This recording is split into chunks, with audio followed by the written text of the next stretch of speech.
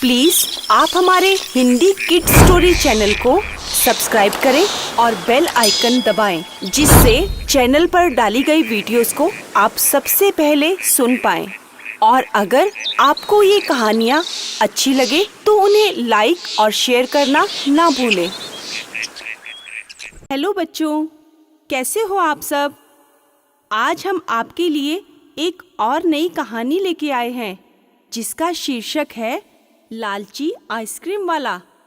गांव के नज़दीक एक छोटा सा शहर था, जिस शहर में एक रमेश नाम का आइसक्रीम वाला रहता था। अपने पिता की तरह बहुत अच्छी स्वादिष्ट रंग बिरंगी आइसक्रीम बनाया करता था, जैसे कि उसके पिता ने उसको सिखाया था। काफ़ी पसंद करते थे बच्चे उसकी आइसक्रीम। रोज रमेश के आने का इंतज़ार करते और उसके आते ही उसकी रेहड़ी के पास खूब सारे बच्चे इकट्ठे हो जाते और आइसक्रीम खाने आते। रोज की तरह रमेश आज भी रंग बिरंगी आइसक्रीम बनाकर निकल पड़ा गांव की ओर और फिर बच्चों को पुकार पुकार कर आइसक्रीम बेचने लगा। ले लो बच्चों, रंग बिरंगी आइसक्रीम लाया हूँ, बहुत स्वाद, अच्छी लगेगी तुम्हें। आ जाओ बच्चों, जल्दी जल्दी आओ, ले लो आइसक्रीम। बच्चे सुनकर रमेश की आवाज़ को घर से तुरंत भाग उठते और सारी आइसक्रीम देखते ही देखते खत्म हो जाती। अब रमेश रोज यही काम करता था, आइसक्रीम लाता, बेचता और अपने घर की ओर निकल जाता। उसी गांव में एक रोहित नाम का बच्चा रहता था। उसकी मम्मी उसे आइसक्रीम नहीं लेने देती थी, शायद इसलिए क्योंकि उसकी तबीयत कुछ खराब सी थी। उसका भी मन करता कि मैं इस आइसक्रीम को लेकर खाऊं। बहुत मन होता इस रंग बिरंगी आइसक्रीम को कैसे खाते हैं बच्चे, मैं भी इसका स्वाद चखूं। फिर एक दिन उस बच्चे का बहुत मन हुआ कि वह आइसक्रीम खाए। जैसे ही आइसक्रीम वाला गांव के अंदर आया और वही गीत गाकर बच्चों को बुलाने लगा। आ जाओ बच्चों, जल्दी जल्दी, रंग बिरंगी आइसक्रीम लाया हूँ, जल्दी से आ जाओ, सारी आइसक्रीम खा जाओ, आ जाओ बच्चों। जैसे ही बच्चे ने आइसक्रीम वाले की आवाज़ सुनी, वह बच्चा झट से बाहर आ गया और घर के बाहर खड़ा होके देखने लगा कैसे सभी बच्चे आइसक्रीम की रेहड़ी पर उस आइसक्रीम वाले से सभी आइसक्रीम ले रहे हैं। तभी उस बच्चे के मन में विचार आया कि क्यों ना मैं भी आइसक्रीम खाऊं, आज मेरा बहुत मन है आइसक्रीम खाने को। थोड़ी देर में वही बच्चा आइसक्रीम वाले के पास आया और बोला, भैया ये आइसक्रीम मुझे भी दे दो, इसके बदले में मेरे पास पैसे नहीं हैं, ये मेरी माँ की एक चेन रख लो, इसके बदले में मुझे एक आइसक्रीम दे दो। रमेश बोला, अरे बेटा ये क्या, आप तो अपनी मम्मी की चेन उठा कर ले आए। आपको नहीं मालूम ये सोने की चेन है, ये बहुत महंगी होती है, इसके बदले में आइसक्रीम? मैं ऐसा नहीं कर सकता। जाओ अभी और अपनी मम्मी से पूछ के आओ, मैं तभी आइसक्रीम दूंगा। बच्चा जिद करने लगा। रोहित बोला, भैया प्लीज़ मुझे आइसक्रीम दे दो ना, मेरा बहुत मन है खाने का, आप रख लो इसको, इस चेन को आप रख लो, मैं पैसे बाद में दे दूंगा, आप इस चेन को भी रख लो। रमेश ने काफ़ी समझाया मगर रोहित को कुछ समझ नहीं आया, वह नहीं समझ रहा था इस बात को। फिर रमेश ने उसे एक आइसक्रीम पकड़ाई और बोला, ये चेन जाकर अपनी मम्मी को वापस कर देना और जब तुम्हारे पास पैसे होंगे ना तब मुझे इस आइसक्रीम के पैसे दे देना। ये कहकर रमेश फिर वैसे ही बच्चों को गीत गाता पुकारता हुआ निकल गया। अब रोहित स्वाद से आइसक्रीम खाने लगा। जैसे ही आइसक्रीम खा रहा था तभी दूसरे आइसक्रीम वाले की आवाज़ आने लगी कि लगता है गली में कोई फिर से आइसक्रीम वाला आ रहा है। आ जाओ बच्चों, आइसक्रीम ले लो, देखो ठंडी ठंडी आइसक्रीम, खा लो बच्चों, आ जाओ बच्चों, जल्दी जल्दी आओ, आइसक्रीम खाओ। रोहित ने जैसे ही ये आवाज़ सुनी उसके मन में एक तरकीब आई, अगर उसी आइसक्रीम वाले की तरह मैं इस आइसक्रीम वाले को भी चेन दूंगा तो शायद वो मुझे फिर से एक आइसक्रीम दे और मेरी चेन फिर मुझे वापस लौटा दे। तो ऐसे तो मैं चेन भी मेरी वापस आ जाएगी और मुझे आइसक्रीम भी मिल जाएगी। ये सोचकर रोहित उसकी ओर बढ़ा और आइसक्रीम वाले के पास जाकर बोला, भैया मुझे भी आइसक्रीम दे दो, इसके बदले में ये चेन रख लो। आइसक्रीम वाला पहले तो ध्यान से देखने लगा, ये क्या? अच्छा, आइसक्रीम के बदले चेन। ठीक है बेटा, एक नहीं 2 आइसक्रीम लो। लो, मीठी मीठी ठंडी ठंडी आइसक्रीम लो, खाओ खाओ। रोहित खुश हो गया। जैसे ही 2 आइसक्रीम देखी, भूल गया वो चेन को कि मेरी माँ की चेन मैं आइसक्रीम वाले को दे रहा हूँ। उस आइसक्रीम वाले ने चेन को झपट कर पकड़ लिया और अपनी जेब में रख लिया और तुरंत उस गली से निकल गया। उसे लगा कहीं ये बच्चा वापस ना आ जाए मुझसे चेन मांगने के लिए, और निकल गया उस गली से। अब रोहित उस दोनों आइसक्रीम को आराम से स्वाद लेता हुआ, खाता हुआ मज़े से अपने घर चला गया। जैसे ही घर पहुंचा, देखा अम्मा बहुत उदास है। क्या हुआ? इधर उधर कुछ ढूंढ रही है। माँ ने रोहित से बोला, बेटा रोहित, आ गए तुम? अच्छा ये बताओ, तुमने मेरी चेन देखी है? पता नहीं कहाँ रख दी मैंने, सुबह से ढूंढ रही हूँ, कहीं नहीं मिल रही। बेटा तुमने कहीं देखी है? अब रोहित सोचने लगा, अगर मैंने माँ को उस चेन के बारे में बताया कि वो चेन तो मैं आइसक्रीम वाले को दे चुका हूँ, तो माँ मुझे शायद मारेगी। ये ठीक नहीं रहेगा, मैं माँ को बताता ही नहीं हूँ। तभी रोहित बोला, माँ कौन सी चेन? नहीं, मैंने तो कोई चेन नहीं देखी, मुझे नहीं मालूम माँ चेन का। फिर माँ बोली, कोई बात नहीं, ठीक है, तुम हाथ मुंह धोकर कुछ खा लो, मैं खुद ढूंढ लूँगी। रोहित अपने कमरे में चला गया, लेकिन उसे लगा मैंने कुछ गलत किया है। जब बाहर आकर फिर माँ को देखा तो माँ बहुत बेचैन थी और एक जगह बैठकर कुछ सोच रही थी। रोहित को लगा आज मैंने कुछ गलत किया है। वह माँ के पास आया और बोला, माँ आपसे एक बात बोलूं? आप गुस्सा तो नहीं करोगी? आज मैंने आपसे बहुत झूठ बोला। माँ बोली, कैसा झूठ बेटा? मैं क्यों मारूंगी तुम्हें? अगर तुम मुझे सच बताओगे तो मैं कभी नहीं मारूंगी। तुम मुझे बताओ क्या बात है, किस वजह से तुम परेशान हो? रोहित बोला, माँ आज मैंने आपसे एक झूठ बोला। आपकी जो चेन खो गई है ना माँ, वो मैंने ही ली थी। मैंने उसके बदले में आइसक्रीम वाले से आइसक्रीम ले ली। माँ बोली, रोहित ये क्या किया तुमने? चेन के बदले आइसक्रीम? हाँ माँ, आप मुझे आइसक्रीम के पैसे नहीं दे रही थी ना, तो मुझे चेन के बदले में आइसक्रीम लेनी पड़ी। मैंने चेन उस आइसक्रीम वाले को दे दी और उसके बदले में उसने मुझे 2 आइसक्रीम दी। माँ परेशान हो गई। बेटा गलत किया तुमने, ऐसा नहीं करते। बेटा आपने मुझे बताया क्यों नहीं, ना ही मुझसे कुछ पूछा। आप मुझे बोलते, मैं तुम्हें आइसक्रीम के पैसे दे देती। माँ गलती हो गई, अब कैसे करोगे माँ?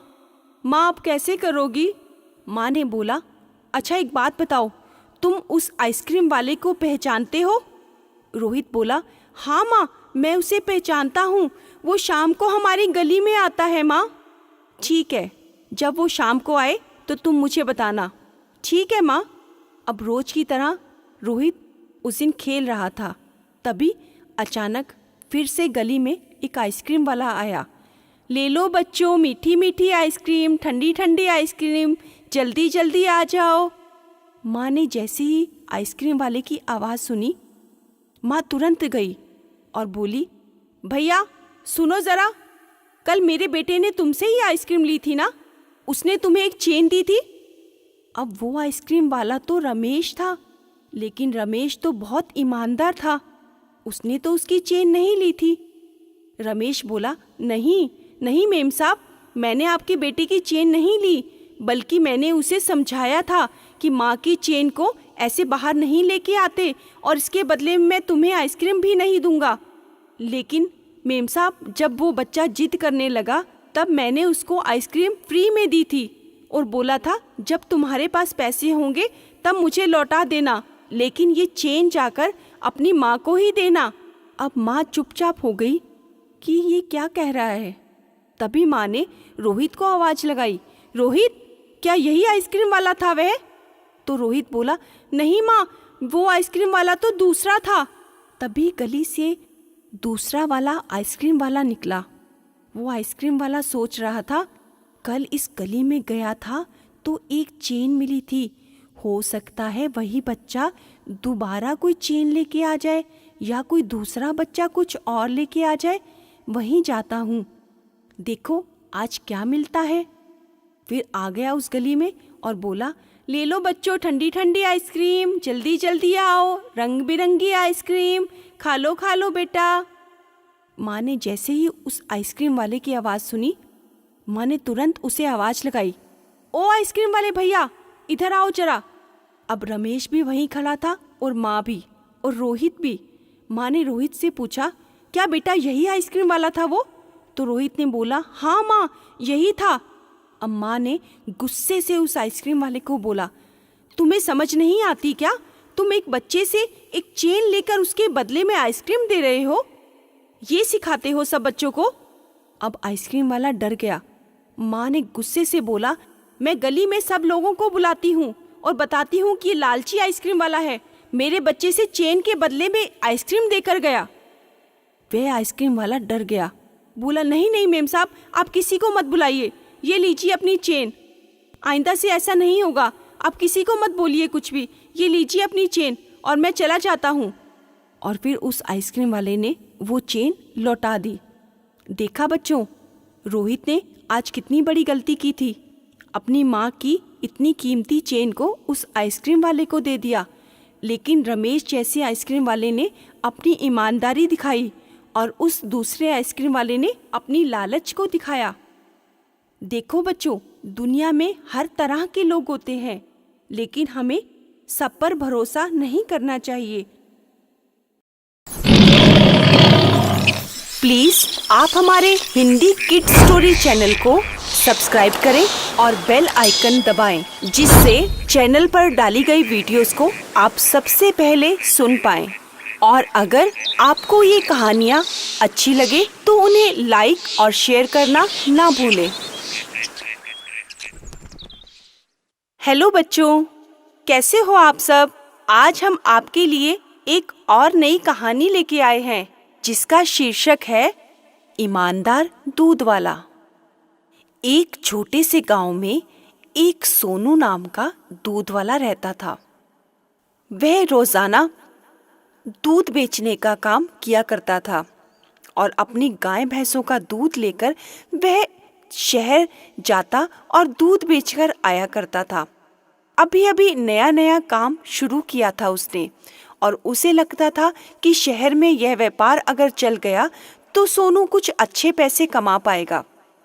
इसके लिए वह अपनी पत्नी के साथ बहुत मेहनत से काम करता। सुबह दोनों उठते और गाय और भैंस का दूध निकालकर सोनू साइकिल पर जाकर शहर में दूध बेचकर आया करता था। अभी काफी लोग उसे जानते भी नहीं थे, कुछ लोग उससे दूध लिया करते थे। और जिस शहर में सोनू जाता था उस शहर में पहले से एक अमित नाम की डेयरी थी। सभी उसे अमित डेयरी कहते थे और वहीं से पहले से लोग उससे दूध लिया करते थे।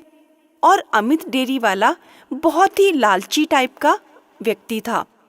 वह दूध में पानी मिलाकर दूध बेचता था और दूध में पूरी कीमत उनसे ले लेता था। जब उसे कोई बोलता कि भैया इसे तौल लो, ये पूरा है भी कि नहीं, तो वह तो बहुत बदतमीजी से बोलता और उन्हें कहता, दूध लेना है तो लो वरना आगे जाओ। अब लोग उससे चिढ़ने लगे थे। उन्हें लगता था यह अमित डेयरी वाला बहुत अधिक लालची है। अब बात सोनू की धीरे धीरे सभी लोगों में फैलने लगी कि सोनू बहुत ही ईमानदार दूध वाला है और बहुत ही ईमानदारी से काम करता है। एक दूसरे से बात सभी में फैलने लगी। एक दिन तो सोनू दूध लेकर जैसे ही गांव में आया तो एक एक करके सभी औरतें सोनू के पास आ गई और बोली, सोनू भैया हमें भी दूध दो ना। मैंने कल अच्छी सी खीर बनानी है, बहुत सारे मेहमान आएंगे और मैं आपसे दूध लेकर खीर बनाऊंगी। तो सोनू बहुत खुश हुआ। उसने भी सभी को ईमानदारी से दूध दे दिया और फिर अपने घर लौट गया। अब जब धीरे धीरे अमित डेयरी वाले को यह मालूम हुआ कि वह गांव से दूध बेचने के लिए शहर में आता है और सभी लोग उसे पसंद करते हैं, तो वह सोनू से चिढ़ने लगा। एक दिन जब सोनू उसके पास से निकला तो अमित डेयरी वाला सोनू को बोला, अरे सोनू भाई, दूध बेचकर आ रहे हो? अरे थोड़ा सा दूध मुझे भी तो दो, जरा मैं भी तो देखूं, कितना बढ़िया दूध बेचते हो तुम। अब सोनू ने बचा हुआ कुछ दूध उस अमित डेयरी वाले को दे दिया और ईमानदारी से अपने घर निकल गया। अब अमित डेयरी वाले ने सोचा, यह मेरा धंधा चौपट कर देगा, मुझे कुछ करना चाहिए। अगर यह रोजाना दूध यहाँ बेचता रहा तो मैं तो बैठे बैठे बर्बाद हो जाऊंगा और मेरा काम चलना बिल्कुल बंद हो जाएगा। मुझे कुछ करना चाहिए। अब सोनू जैसे ही घर की ओर निकला, वह डेयरी वाला भी उसके पीछे पीछे चल दिया। सोनू ने रोजाना की तरह अपनी साइकिल बाहर खड़ी की और अपने घर में चल दिया और अपनी बीवी से बोला, आज बहुत अच्छा दूध बेचा है मैंने, सारा दूध खत्म हो गया, कल खूब सारा दूध लेकर आऊंगा। अब यह सारी बातें खिड़की पे खड़ा हुआ वह अमित डेयरी वाला सुन रहा था और मन ही मन बोल रहा था, अब बेटा मैं तुझे सबक सिखाऊंगा, बड़ा आया दूध बेचने वाला, मेरा धंधा चौपट करेगा, आज तो मैं तुझे सबक सिखाकर ही छोड़ूंगा। और उसने चुपके से जाकर सोनू की बाहर खड़ी हुई साइकिल के दोनों टायर पंचर कर दिए। अब रोजाना की तरह सोनू अपने ड्रमों में दूध डालकर शहर की ओर बढ़ने लगा और जैसे ही साइकिल निकाली, अरे यह क्या, मेरी साइकिल के दोनों टायर पंचर हो गए, यह किसने किया? रात को तो मैंने ठीक ठाक साइकिल खड़ी की थी। सोनू मायूस हो गया। उसकी पत्नी ने कहा, देखो आज दूध बेचने मत जाओ, तुम बहुत थक जाओगे, कैसे जाओगे दूध बेचने के लिए, और तुम्हें वहां पहुंचने में बहुत अधिक समय लग जाएगा। तो सोनू ने कहा, नहीं, मैंने अभी अभी तो सब कुछ शुरू किया है, वह लोग मेरा इंतजार कर रहे होंगे, मैं पैदल ही निकल जाऊंगा और झटपट पहुंच जाऊंगा। तुम देखो, फटाफट मैं अपने सिर पर रख के ये ड्रम ले जाता हूँ। और सोनू ने अपने सिर पर ड्रम रखा और वह शहर की ओर निकल गया। उसे वहां पहुंचने में काफी देर भी हो गई, लेकिन लोगों ने उससे दूध रोजाना की तरह ही लिया और सबने कहा, क्या हुआ सोनू, आज कुछ देरी हो गई? तो सोनू ने उन्हें बताया, मालूम नहीं मेरी साइकिल कैसे पंचर हो गई, रात को तो मैंने ठीक ठाक खड़ी की थी। अब सोनू वैसे ही थका हारा अपने घर आ गया। अब जब अमित डेयरी वाले ने देखा, अरे साइकिल पंचर करने के बाद भी यह दूध बेचने आ गया, आज इसको फिर से सबक सिखाता हूँ। सोनू अब घर पहुंचा तो उसने अपनी पत्नी से कहा, आज मैं बहुत अधिक थक चुका हूँ। तो उसकी पत्नी ने कहा, आप सो जाओ, आपका बेटा साइकिल ठीक करवा कर ले आया है, सुबह उसी साइकिल पर दूध बेचने जाना, नहीं तो तुम थक जाओगे। अब सोनू खा पीकर सो गया। अब यह सब कुछ अमित डेयरी वाला फिर से खिड़की पर खड़ा हुआ सुन रहा था। अब उसने कहा, आज तो मैं तुझे फिर से सबक सिखाऊंगा। सोनू ने अपनी साइकिल तो अपनी घर के अंदर खड़ी कर ली, लेकिन वह दूध के ड्रम अंदर करना भूल गया। अब अमित डेयरी वाले ने उसके ड्रम में सुराख कर दिए। जब सुबह हुई, सोनू रोजाना की तरह ड्रमों में दूध डालने लगा। अरे यह क्या, मेरे ड्रम में तो छेद है, इसमें से सारा दूध बह रहा है, अब मैं क्या करूं? उसकी पत्नी भी परेशान हो गई। अरे यह क्या, ये किसने कर दिया? अब उन्हें कुछ समझ ही नहीं आ रहा था। अब उसकी पत्नी ने एक बड़ी सी पॉलिथीन दी और कहा, तुम इसे चारों तरफ ड्रम के बांध दो, यह दूध नहीं गिरेगा। सोनू ने भी वह पॉलिथीन उस ड्रम के चारों ओर अच्छे से टाइट करके बांध दी और वह फिर से दूध लेकर शहर की ओर चल दिया। जैसे ही शहर पहुंचा, सभी ने यह पूछा, अरे सोनू भैया, यह क्या, आपके ड्रम पर यह पॉलिथीन क्यों बांधी हुई है? सोनू ने फिर उन्हें बताया, पता नहीं क्या हो रहा है ये सब कुछ, कल मेरी साइकिल पंचर कर दी गई थी, आज मेरे ड्रम में छेद कर दिए, मुझे नहीं मालूम यह कौन कर रहा है। अब वहीं शहर के कुछ लोग खड़े थे, उनमें से एक साहब बोले, अरे सोनू, वह कौन हो सकता है? तुमसे जलने वाला यहाँ पर सिर्फ एक ही है, वो है अमित डेयरी वाला। लगता है उसने ही तुम्हारे से इस बात की खुंदक निकाली है, क्योंकि तुम उसका काम जो चौपट करने लग गए हो। सोनू ने उनकी बात पर ध्यान नहीं दिया, लेकिन मन ही मन यह सोच रहा था, क्या यह बात सही हो सकती है? हो सकता है ऐसा ही हो।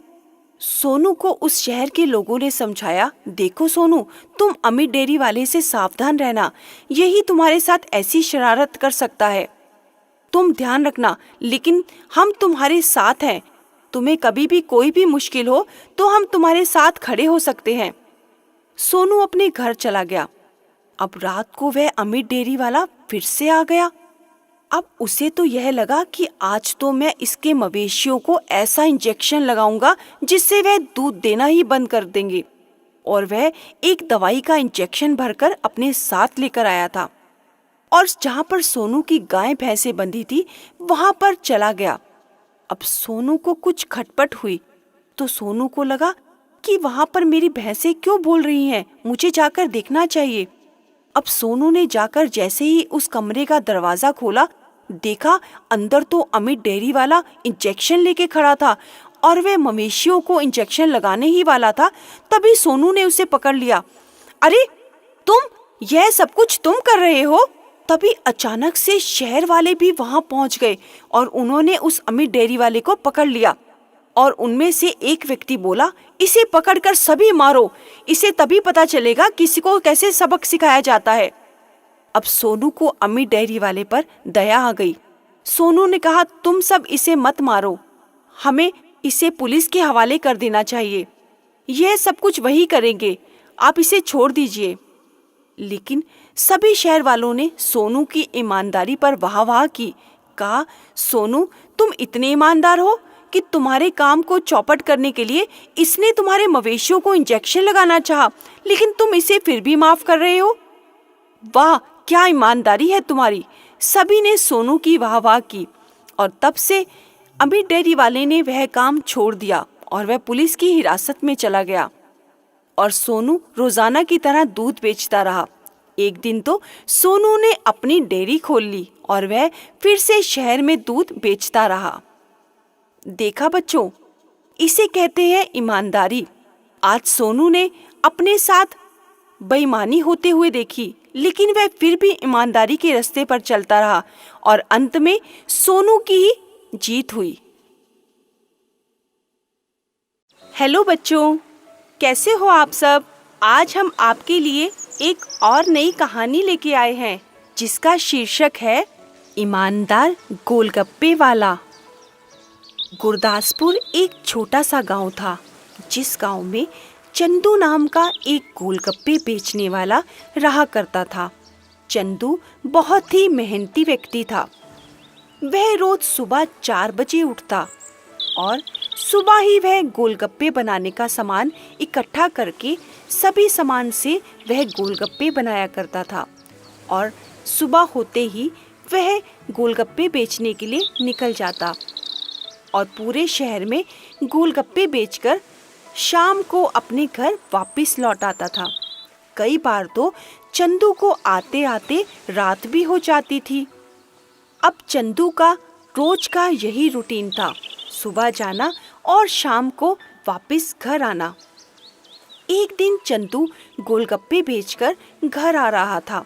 आते आते उसे रात हो गई, क्योंकि उस दिन रास्ते में बहुत भीड़ भाड़ थी। अब बेचारा चंदू धीरे धीरे साइकिल चलाते चलाते थक गया और आराम से उतरकर साइकिल पर चलता हुआ टहलता हुआ आने लगा। अब जब वह घर की ओर आ रहा था तो उसे कुछ लोग भागते हुए नजर आए। अब वह लोग इतनी तेजी से भाग रहे थे कि चंदू के पास से कब निकलकर वह दूसरी गली में चले गए उसे पता भी नहीं चला। अब चंदू देखता रहा, अरे यह लोग कौन थे, कहाँ से आए और कहाँ निकल गए। तभी चंदू की निगाह एक सूटकेस पर पड़ी। उसने देखा, अरे यह बीच सड़क में सूटकेस किसका छूट गया। यहाँ तो कोई आसपास दिखाई भी नहीं पड़ रहा। लगता है कोई इसे यहाँ भूल गया है। अब चंदू ने उसे उठाकर अपनी साइकिल पे रख लिया और सोचा कि सुबह होते ही गांव के जमींदार को यह मैं पकड़ा दूंगा और हो सकता है कोई इसे यहाँ भूल गया हो, तो सुबह मैं जमींदार जी को यह थमा दूंगा कि जिसका भी होगा वह उनसे ले ले। अब यह सोचते हुए चंदू घर की ओर बढ़ गया। अब चंदू जैसे ही थका हारा घर पहुंचा तो उसकी बीवी ने उसके हाथ में यह सूटकेस देखा तो उसकी पत्नी बोली, अरे सुनिए, ये सूटकेस किसका है और आप इसे साइकिल पे रखकर क्यों ला रहे हैं? अब चंदू ने अपनी पत्नी से कहा, अरे भाग्यवान, थोड़ा मुझे सांस तो लेने दो, फिर बताता हूँ। जरा आराम करने दो, फिर तुम्हें समझाता हूँ कि यह सूटकेस किसका है। अब थोड़ा हाथ मुंह धोकर चंदू जब अपने कमरे में आया तो चंदू ने अपनी पत्नी को बताया कि यह एक सड़क पर अंधेरे में मुझे यह सूटकेस मिला। लगता है किसी राहगीर का छूट गया होगा। हम इसे सुबह जमींदार जी को थमा देंगे। हो सकता है कोई गलती से इसे भूल गया होगा। बेचारा कितना ढूंढ रहा होगा अपना यह सूटकेस। अब चंदू की पत्नी ने कहा, क्या तुमने इसे खोलकर देखा? इसमें क्या है? चंदू ने उसे कहा, अरे भाग्यवान, तुम्हें इसका क्या करना है? छोड़ो ना, तुम इसे क्यों खोलोगी? यह किसी की गैर अमानत है और हमें इसे नहीं खोलना चाहिए। इसे जमींदार जी अपने आप खोल कर देख लेंगे कि इसमें क्या है। लेकिन चंदू की पत्नी को तो उत्सुकता हो रही थी कि इस सूटकेस में पता नहीं क्या होगा, तो हमें यह जरूर खोल कर देख लेना चाहिए। अब वह अपने पति चंदू से बोली, देखिए, आपको इसे खोलना ही पड़ेगा। पता नहीं इसके अंदर क्या हो, हमें क्या पता। हमें तो इसको देखना ही पड़ेगा ना, क्योंकि ये रात भर हमारे घर में रहेगा। अब चंदू ने अपनी पत्नी से कहा, ठीक है, तुम्हें जैसा लगता है तुम करो, मैं सोने जा रहा हूँ। अब चंदू जब सोने के लिए गया तो उसकी पत्नी ने वह सूटकेस खोल कर देखा। अब वह जैसे ही सूटकेस खोला, अरे यह क्या! उस सूटकेस में तो हीरे जवाहरात भरे हुए थे। उसकी पत्नी यह सब देखकर हैरान हो गई और वह भागते हुई चंदू के पास गई और बोली, अरे सुनते हो, जरा इस सूटकेस को देखो, इसमें तो बहुत सारे हीरे जवाहरात हैं। चंदू ने कहा, क्या बोल रही हो, हीरे जवाहरात? हाँ, देखो, इस सूटकेस में खूब सारे हीरे जवाहरात हैं। तो चंदू ने कहा, ठीक है, तुम इसे बंद कर दो, हम इसे सुबह जमींदार जी को थमा देंगे। अब चंदू की पत्नी उसे बोली, जमींदार को? तुम पागल हो गए हो क्या? रोज सुबह उठकर गोलगप्पे बनाते हो, फिर पूरे शहर में बेच कर आते हो। कितनी मजदूरी करते हो तुम। तुम्हें यह नहीं पता कि यह हीरे जवाहरात हमारी जिंदगी बदल देंगे। तुम्हें यह गोलगप्पे भी बेचने नहीं पड़ेंगे। हम इस गांव के राजा हो जाएंगे। तुम पागल हो गए हो जो इसे जमींदार को वापस करोगे। अब चंदू ने अपनी पत्नी को समझाया, लेकिन वह कहाँ मानने वाली थी। वह तो जिद में थी कि हम यह सूटकेस जमींदार जी को वापस नहीं करेंगे। अब चंदू ने यह सोचा कि कोई बात नहीं, अगर मैं इससे लड़ता झगड़ता हूँ तो यह भी रूठ जाएगी। कोई बात नहीं, इसे जैसा ठीक लगता है वह करे। उसने अपनी पत्नी से कहा, देखो, तुम्हें जो ठीक लगता है तुम करो, लेकिन मैं अपने गोलगप्पे का काम बंद नहीं करूँगा। तुम्हें जो लगता है तुम वही करो, लेकिन मैं रोजाना गोलगप्पे बनाऊंगा और शहर भर में बेच कर आऊंगा। अब चंदू की पत्नी भी इस बात को मान गई और चंदू फिर वही रोजाना गोलगप्पे बनाता और पूरे शहर में बेचकर आता था। अब चंदू की पत्नी ने भी उस सूटकेस में से कुछ हीरे निकाले और शहर में बेच आई। और शहर में बेचने से कितने सारे पैसे उसकी पत्नी को मिले। फिर उसने वहां से अपना घर छोड़कर एक बड़े घर में शिफ्ट कर लिया। अब चंदू का तो बहुत बड़ा घर हो गया था, लेकिन फिर भी चंदू रोजाना गोलगप्पे बेचने जाया करता था। अब यह बात धीरे धीरे पूरे गांव में फैल गई कि चंदू एकदम अमीर हो गया। क्या बात है, कौन सा खजाना मिल गया है चंदू को, लेकिन यह तो रोजाना गोलगप्पे ही बेचा करता है। लेकिन लोग थोड़ा सा बहुत चक्के थे। उन्हें यह समझ नहीं आ रहा था कि चंदू ने गोलगप्पे बेचकर कैसे पैसे कमा लिए। एक दिन जमींदार के पास एक औरत रोते रोते आई और बोली, जमींदार जी, मेरे घर में चोरी हो गई है और मुझे समझ नहीं आ रहा मेरे हीरे जवाहरात का सूटकेस कहाँ खो गया। लगता है वह चोर उठा कर ले गए। मैं उन्हें ढूंढ ढूंढ कर थक गई हूँ। आप देखिए ना, मेरी मदद कीजिए ना। अब जब वह औरत तेज तेज रोने लगी तो जमींदार जी ने उसे समझाया, देखो तुम चिंता मत करो, मैं उसे ढूंढने में तुम्हारी मदद करूंगा, लेकिन तुम अभी घर चली जाओ और अपने आप को संभालो, मैं तुम्हारी मदद अवश्य करूंगा। अब जमींदार जी ने उसे आश्वासन दिया कि वह उसकी मदद करेंगे और यह कहकर उन्होंने अपने नौकरों को बुलाया और कहा, तुम गांव भर में पूछताछ करके आओ, कहीं किसी को कोई सूटकेस तो नहीं मिला, क्योंकि यह औरत बहुत ज़्यादा परेशान है और हमें इसकी मदद अवश्य करनी चाहिए। जब यह सब कुछ जमींदार जी के नौकरों ने बात सुनी तो उन्होंने जमींदार के पास आकर कहा, जमींदार जी, हम आपको कुछ बताना चाहते हैं। तो जमींदार ने कहा, हाँ हाँ, क्यों नहीं, तुम अवश्य मुझे बता सकते हो। तो उनके नौकरों ने एक बात बताई कि जमींदार जी, चंदू गोलगप्पे बेचने वाला अचानक से अमीर हो गया है, इसमें तो कोई झोलझाल है। अब जमींदार जी ने जब यह सारी बात सुनी तो उन्होंने कहा कि ऐसा कब हुआ। उन्होंने कहा, कुछ दिनों पहले चंदू का एक छोटा सा मकान था और चंदू बहुत ही गरीब था, लेकिन आज चंदू का बहुत बड़ा मकान है और चंदू अब अमीर हो गया है। जब जमींदार जी ने यह सब कुछ सुना तो उन्होंने कहा, तुम जल्द ही जाओ और चंदू और उसकी पत्नी को यहाँ बुला कर लाओ। अब जमींदार जी के यहाँ से जब चंदू को बुलावा भेजा गया तो चंदू अपनी पत्नी सहित वहाँ पर आया और जमींदार जी ने चंदू को कहा, चंदू, तुम क्या कामकाज करते हो? तो चंदू ने कहा, जमींदार जी, मैं तो हमेशा की तरह ही गोलगप्पे बेचता रहा हूँ और मेरा यही रोजगार है। तो जमींदार जी ने कहा, तो फिर अचानक से तुम अमीर कैसे हो गए? अब जब यह बात चंदू की पत्नी ने सुनी तो वह एकदम घबरा गई और सोचने लगी कि कहीं चंदू जमींदार जी को कुछ सच ना बता दे। इससे पहले ही मुझे कुछ सोचना चाहिए। अब चंदू की पत्नी बिना घबराए जमींदार से बोली, जमींदार जी, मेरे पति ने इतनी मेहनत करके जो कुछ भी कमाया था उसी से हमने यह मकान खरीदा है। तो जमींदार जी बोले, गोलगप्पे में इतनी कमाई? ये तो मैं नहीं मान सकता कि तुम इतना बड़ा मकान ले लो। तो चंदू की पत्नी बोली, जो जवाहरात मेरे थे, मेरी शादी के थे, वो भी मैंने बेच दिए और थोड़ा थोड़ा जोड़ जोड़कर जो भी कमाई होती है उसी से हमने यह मकान खरीदा है। अब चंदू मन ही मन सोच रहा था कि मेरी पत्नी कब तक झूठ बोलती रहेगी। इसके लिए तो मुझे झूठ पर झूठ बोलना पड़ेगा। क्यों नहीं मैं सब कुछ सच ही बता दूं। अब चंदू ने अपनी पत्नी को रोकते हुए बोला, जमींदार जी, मैं आपसे दोनों हाथ जोड़कर माफ़ी मांगता हूँ, क्योंकि यह मकान मैंने अपनी मेहनत से नहीं खरीदा।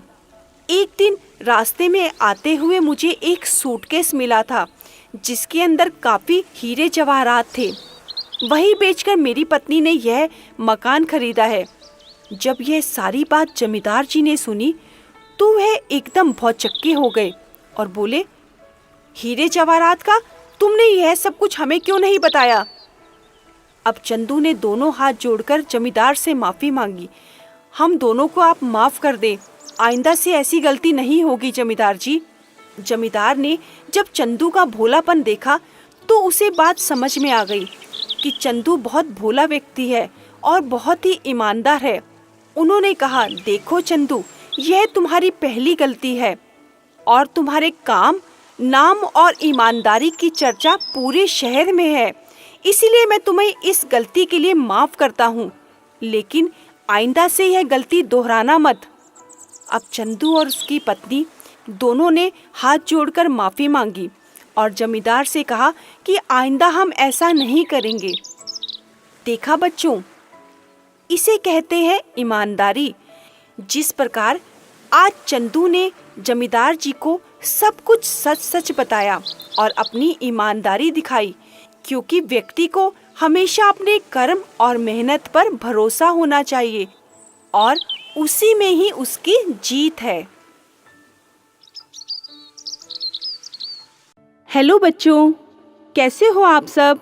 आज हम आपके लिए एक और नई कहानी लेके आए हैं जिसका शीर्षक है किसान और हलवाई। एक समय की बात है, एक बार एक किसान जिसका नाम मोहन था। मोहन खेतों में काम कर रहा था और अब कटाई का समय भी नजदीक आने वाला था। दिन भर काम करके मोहन बहुत थक चुका था। अब घर जाने का समय भी हो गया था। जब घर वापस लौटने का समय हुआ तो मोहन जल्दी से सारा काम निपटाकर घर की तरफ रवाना हो गया। जब वह घर जा रहा था तो रास्ते में मोहन को एक दुकान दिखाई दी। वह दुकान एक लालू हलवाई की थी और लालू हलवाई कुछ बना रहा था। बहुत अच्छी सुगंध आ रही थी लालू हलवाई की दुकान से, क्योंकि उसकी दुकान में अक्सर मिठाइयाँ बनती रहती थी। अब मोहन जैसे ही लालू हलवाई की दुकान के पास से निकला, एकाएक मोहन वहाँ कुछ देर ठहर गया। जैसे ही वह ठहरा, उसे वह सुगंध आकर्षित करने लगी और वह कुछ देर वहीं ठहर गया। एकाएक लालू हलवाई ने मोहन को देखा और वह देखता रहा कि मोहन किस लिए यहाँ पर खड़ा हो गया। और मोहन तो उस हलवाई की दुकान की मिठाई की सुगंध ले रहा था। उसे वह सुगंध बहुत ही मनमोहक लग रही थी। अब जैसे ही लालू हलवाई ने मोहन को वहाँ पर खड़े हुए देखा तो वह झटपट वहाँ आ गया और बोला, मोहन, यहाँ क्या कर रहे हो खड़े होकर? मोहन बोला, लालू हलवाई, आपकी दुकान में बहुत अच्छी मिठाई बन रही है। मुझे इसकी बहुत अच्छी सुगंध आ रही है, तो मुझे कुछ अच्छा लगा, इसलिए मैं बहुत देर तक यहाँ पर खड़ा हो गया।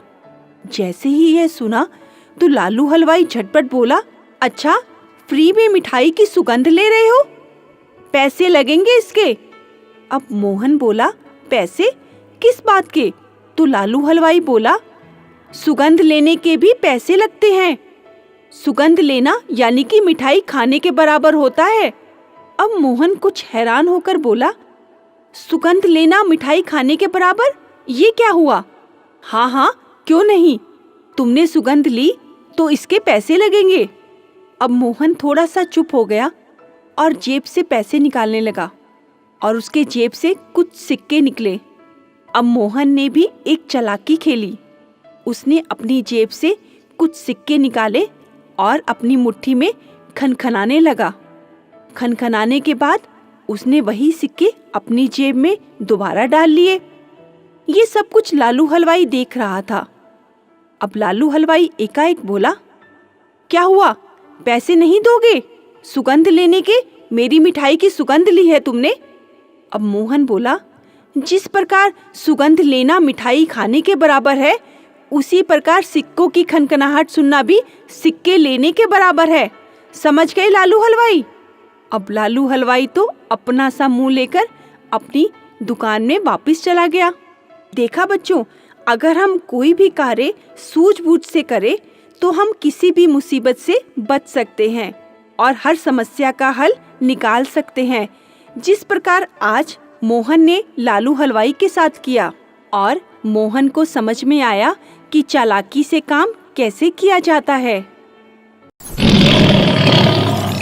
प्लीज आप हमारे हिंदी किड स्टोरी चैनल को सब्सक्राइब करें और बेल आइकन दबाएं, जिससे चैनल पर डाली गई वीडियोस को आप सबसे पहले सुन पाएं। और अगर आपको ये कहानियाँ अच्छी लगे तो उन्हें लाइक और शेयर करना ना भूलें। हेलो एवरीवन, कैसे हैं आप सब? आज हम आपके लिए फिर से एक नई कहानी लेकर आए हैं जिसका शीर्षक है जादू का मटका। मधईपुरा एक बहुत छोटा सा गांव था। उस गांव में हमेशा शुरुआत से ही पानी की किल्लत रहती थी। गांव के सभी लोग दूर दूर से पानी भरकर अपने घर में लाते थे। वहां पर हर व्यक्ति पानी का बहुत किल्लत से इस्तेमाल करता था, क्योंकि उन्हें मालूम था कि पानी भरने के लिए हमें गांव से बाहर जाना पड़ता है और फिर पानी भर कर लाना बहुत ही मुश्किल काम है। इसीलिए वह सभी पानी का इस्तेमाल बहुत ही संभल कर करते थे। उसी गांव में एक चंदू नाम का लड़का रहता था। वह भी अपने परिवार के साथ उसी गांव में रह रहा था। चंदू बहुत छोटा सा एक दुकानदार था, जिसकी छोटे मोटे सामान की एक दुकान थी। वह घर के इस्तेमाल का सामान उस दुकान में रखता था। जिसे कोई भी घर का जरूरत का सामान चाहिए होता था, वह चंदू के पास आकर उससे सामान ले लेते थे। अब एक बार चंदू भी गर्मी के दिनों में अपनी दुकान पर बैठा था और गर्मी भी उन दिनों बहुत अधिक पड़ रही थी और दोपहर के समय कोई भी ज्यादातर दुकान पर नहीं आता था। लेकिन फिर भी चंदू ईमानदारी के साथ अपने दुकान पर पूरा दिन बैठता था कि शायद किसी भी व्यक्ति को कोई सामान की जरूरत पड़ी तो वह अवश्य आकर लेगा। अब एक दिन ऐसा ही हुआ। भरी दोपहर में एक बूढ़ा व्यक्ति चंदू की दुकान पर आया और बोला, बेटा, मैं इस दोपहर में घूम घूम कर थक गया हूँ। मुझे बहुत जोरों से प्यास लगी है। क्या तुम मुझे एक पानी का गिलास पिला सकते हो? अब यह बात सुनते ही चंदू चौंक गया, क्योंकि उसे मालूम था कि पानी भरने के लिए तो गांव से बाहर जाना पड़ता है और मेरे पास तो गुजारे लायक ही पानी है। शायद ही ये पानी शाम तक चल पाएगा। उसने उस बूढ़े बाबा से कहा, बाबा देखो, पानी की किल्लत है, लेकिन फिर भी मैं आपको एक गिलास पानी पिला सकता हूँ, क्योंकि इस गर्मी के मौसम में मैं किसी को पानी के लिए मना नहीं कर सकता। तो एक गिलास आप पानी पी सकते हैं। चंदू मटके के पास गया और वहां से एक गिलास पानी भर के उसने उस बूढ़े बाबा को दे दिया। अब यह क्या, जैसे ही बूढ़े बाबा ने एक गिलास पानी पिया, उनकी तो प्यास बुझी ही नहीं। उन्होंने कहा, चंदू, मुझे और पानी चाहिए, क्या तुम मुझे और पानी दे सकते हो? लेकिन यह क्या, वह चंदू से उस बात की आज्ञा नहीं।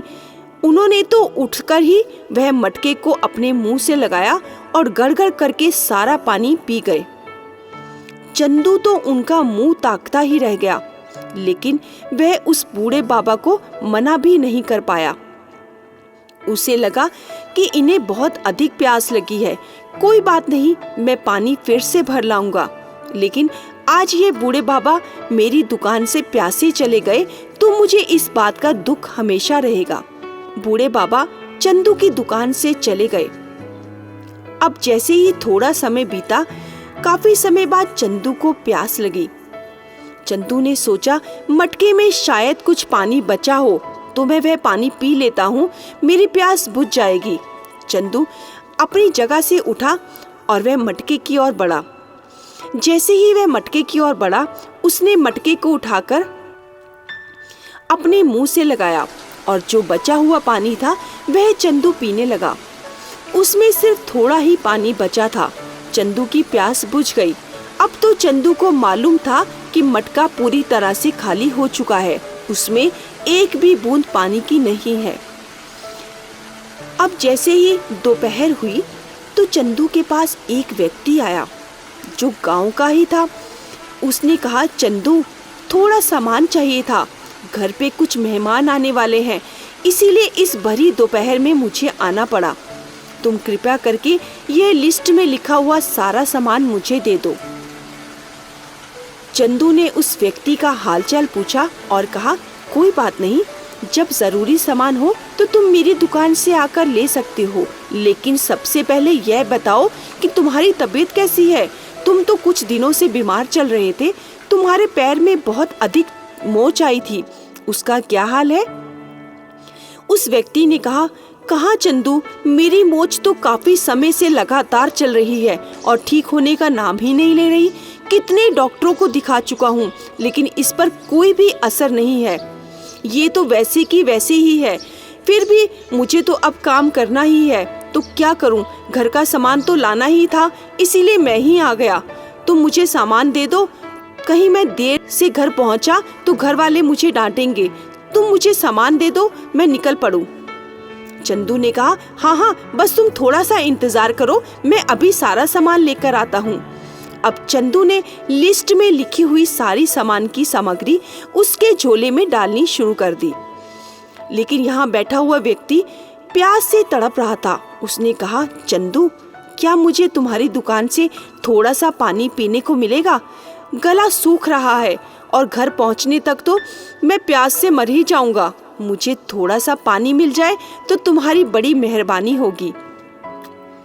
चंदू ने उस व्यक्ति से कहा, देखो भाई साहब, मेरी दुकान में थोड़ा सा पानी था। अभी एक बूढ़े बाबा आए थे, मैंने उन्हें वह पानी पिला दिया। अब शायद मेरे इस घड़े में एक बूंद भी पानी नहीं है। अरे चंदू, तुम यह क्या कह रहे हो? तुम एक बूंद की बात कर रहे हो? तुम्हारा घड़ा तो लबालब पानी से भरा हुआ है। तुम मुझसे झूठ बोल रहे हो क्या? वह व्यक्ति कहकर हंसने लगा। अब यह सुनते ही चंदू ने अपनी जैसे ही गर्दन घुमाई, यह क्या? घड़े में तो लबालब पानी भरा हुआ था। यह सब देखकर चंदू हैरान हो गया।